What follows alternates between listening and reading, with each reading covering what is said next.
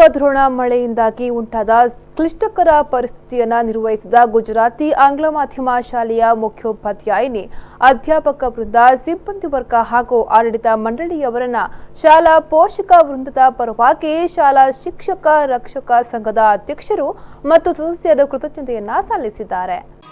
ಶಾಲಾ ಶಿಕ್ಷಕ ರಕ್ಷಕ ಸಂಘದ ಅಧ್ಯಕ್ಷೆ ಆಶಾ, ಸದಸ್ಯರುಗಳಾದ ಭಾವಿಕಾ ಮತ್ತು ರಜನಿ ಪುಷ್ಪ ಕೃತಜ್ಞತೆಯನ್ನ ಸಲ್ಲಿಸಿದ್ರು.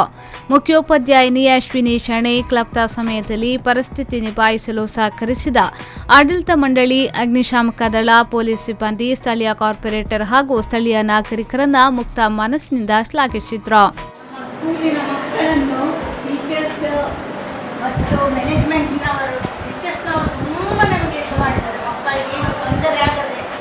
ಕ್ಲಾಸಲ್ಲಿ ಕೂತ್ಕೊಳಿಸಿ ಅವರನ್ನು ಎಲ್ಲ ಬಂದ ನಂತರ ಎಲ್ಲರನ್ನು ಏನು ತೊಂದರೆ ಆಗುತ್ತೆ ನಮ್ಮ ಮನೆಗೆ ತಲುಪಿಸಿದ್ದಾರೆ.